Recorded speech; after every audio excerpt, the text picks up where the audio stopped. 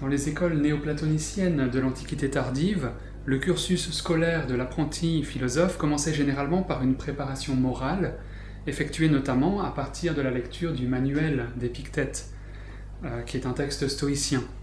Ce qui peut surprendre dans le parcours intellectuel et moral de Pierre Hadot, c'est qu'il prend la trajectoire inverse, et que son parcours, qui commence avec la doctrine chrétienne et l'étude des auteurs mystiques, aboutit là où le cursus scolaire néoplatonicien commençait, à savoir l'éthique stoïcienne et la pratique des exercices spirituels. Comment comprendre ce renversement? Qu'est-ce que cela nous apprend sur Pierre Hadot d'une part, mais aussi peut-être sur l'homme contemporain? Comment comprendre que le souci éthique ne soit plus seulement un point de départ, mais peut-être aussi l'aboutissement d'un tel parcours?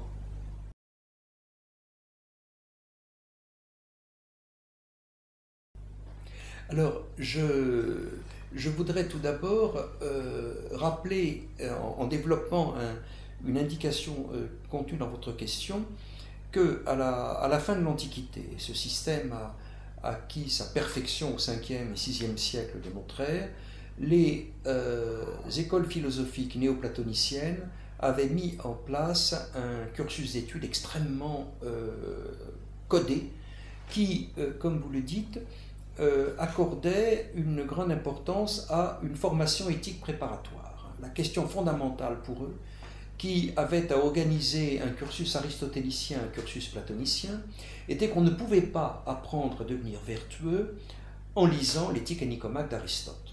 L'éthique à Nicomaque est une éthique scientifique, mais personne ne peut devenir vertueux en lisant de but en blanc l'éthique à Nicomaque. D'où la question, par où commencer?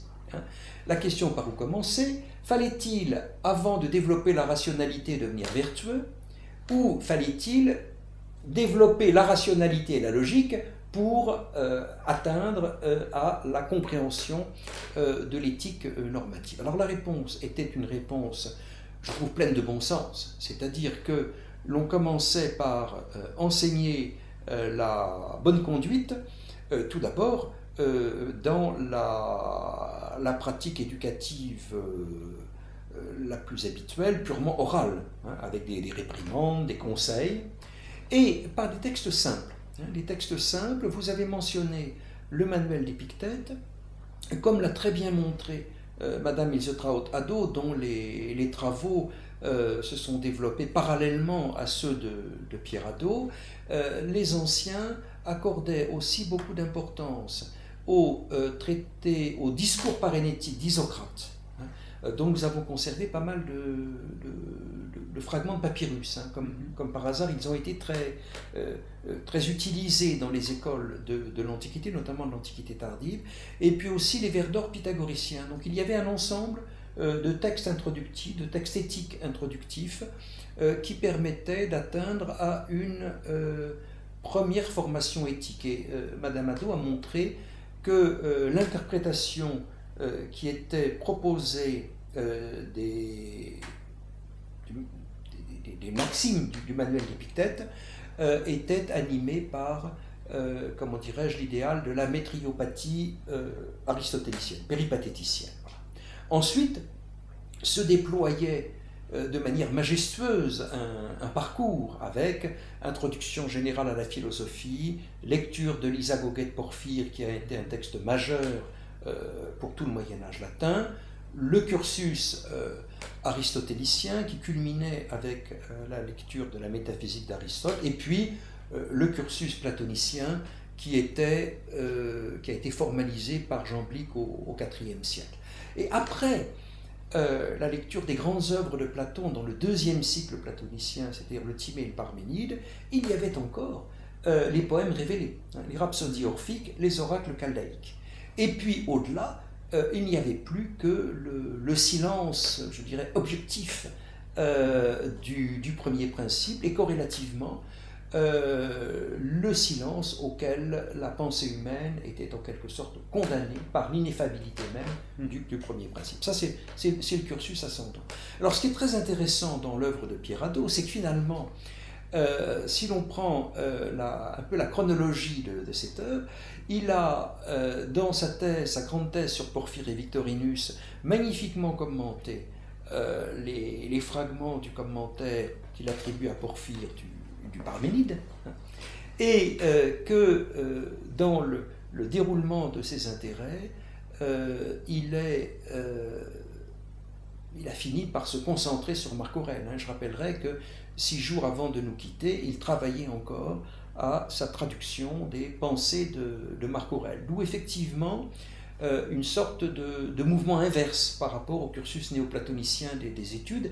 Et je voudrais mentionner un livre que je trouve très beau, qui est le livre à 4 mains que Pierre Hadot a écrit avec Madame Hadot, et qui est consacré au manuel d'Épictète et à son commentaire par Simplicius. Cet ouvrage a été en quelque sorte le fruit d'une commande à l'École normale supérieure, fait par des enseignants de grec et de philosophie, Stéphane Dibler et David Lefebvre, et c'est un livre qui montre en quelque sorte la rencontre des parcours et des intérêts des 2 époux Hadot.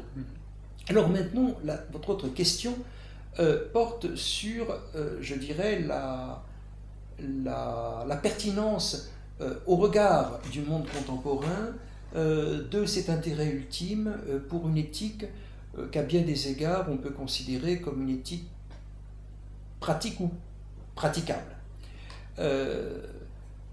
Je crois que votre question pose au fond il y a deux questions en une. La première est celle sur laquelle je sais que nous allons revenir, de la pertinence pour la conscience contemporaine, au-delà du travail d'érudition historique, du contenu même des philosophies de l'Antiquité. C'est-à-dire, qu'est-ce qui, dans ces philosophies de l'Antiquité, et notamment dans les éthiques antiques, peut parler au sujet contemporain et être utile. Ce qui pose immédiatement une autre question, qui est celle de savoir si nous étudions les pensées de l'Antiquité pour en faire en quelque sorte notre usage personnel. Alors, personnellement, je pense que oui, et je revendique, si vous voulez, personnellement, j'adhère à ce vieil idéal humaniste qui était déjà celui de Montaigne et des penseurs du XVIe siècle. La deuxième question, le deuxième aspect de la question est de savoir ce qu'il y a dans l'esprit du temps, le Zeitgeist, n'est-ce pas, qui peut expliquer cet intérêt particulier. Alors, moi, je vous réponds sous toute réserve et de manière très personnelle, c'est une opinion, n'est-ce pas. Ce qui me semble caractériser le monde contemporain, c'est effectivement une distance croissante à l'égard des systèmes explicatifs, des systèmes totalisants.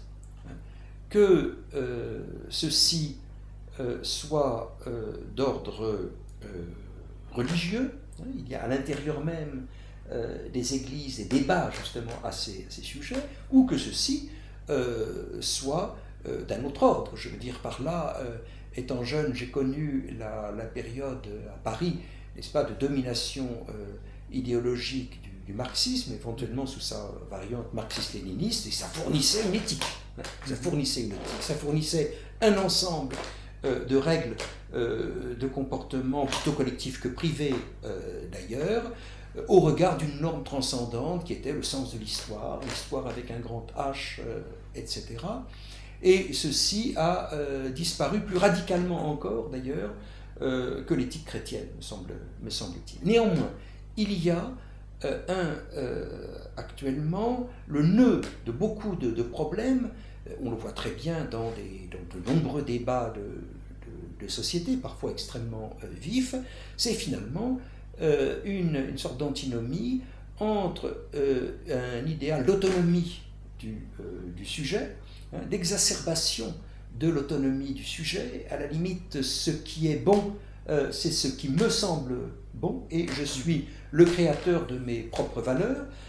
en quoi j'aurais tendance à voir une sorte d'un peu de dégradation de la pensée nietzschéenne, c'est-à-dire que c'est une sorte d'hyper-individualisation de l'idée d'autonomie du sujet. Hein. C'est ça que je veux faire parce que ça me plaît.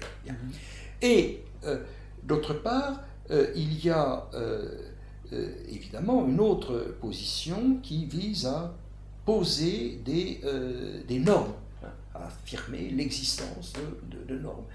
Et là, il n'y a pas beaucoup de solutions. On a le choix effectivement entre, je dirais, des normes d'origine transcendante ou bien des normes qui soient dictées par la raison, une sorte d'autosuffisance de la raison humaine. Et moi, je trouve que la position kantienne est certainement la plus raisonnable. Hein, c'est-à-dire qu'on cherche rationnellement à fonder par la possibilité, l'expérience cruciale en quelque sorte de l'universalisation possible d'une maxime, une norme qui procède directement de la raison humaine. Alors, il me semble, là je parle de manière un petit peu confuse peut-être, mais il me semble que c'est dans ce contexte général que l'on peut comprendre l'intérêt, notamment pour la littérature éthique qui nous a été léguée par la tradition gréco-romaine, ce qu'atteste d'un point de vue tout à fait concret la multiplication des traductions, des éditions de poche. Je veux dire par là, ce sont des choses que l'on trouve. Hein. Il y a deux éléments de la littérature antique qui sont très vivants, me semble-t-il, en librairie, le théâtre et la philosophie morale. Hein, ça c'est clair. Et il me semble que des textes comme le Manuel d'Épictète ou les Pensées de Marc Aurèle, qui se trouvent être, je dirais, stylistiquement, des textes assez facilement compréhensibles, qui ne sont pas des textes, en quelque sorte, alourdis par des considérations théoriques accessibles seulement à des spécialistes. Par une sorte de miracle littéraire, ces textes se prêtent assez bien à la lecture, à la méditation, et se prêtent assez bien, si on le souhaite, à une tentative, je dirais, d'expérimentation. Après tout, je prendrai un exemple extrêmement simple que moi je pratique et qui me semble très, très utile dans la vie quotidienne. Vous savez, Marc Aurèle dit, chaque jour en t'éveillant, sache que tu vas rencontrer, je ne sais plus, un colérique, un ambitieux, enfin, et c'est l'exercice dit, en latin on dit praemeditatio malorum, c'est-à-dire la préméditation des mots auxquels inévitablement on va être confronté. Eh bien, ça marche. C'est-à-dire que l'anticipation, sous forme de liste, si vous voulez, de tout un ensemble de désagréments, de mésaventures, de piqûres d'épingle auxquelles vous allez être confronté, vous permet en tout cas d'être moins surpris. Et si vous êtes moins surpris, vous êtes moins douloureusement surpris, vous êtes moins déstabilisé. Et cela vous permet de garder davantage d'impassibilité. Ayant par ailleurs dans la vie universitaire assez fréquemment à conduire des groupes humains, des groupes de recherche, etc., avec des psychologies parfois un peu riches, je trouve que la praemeditatio malorum permet d'exercer ses fonctions avec une certaine sérénité. Voilà, c'est un exemple très précis par lequel je terminerai ma réponse. Voilà.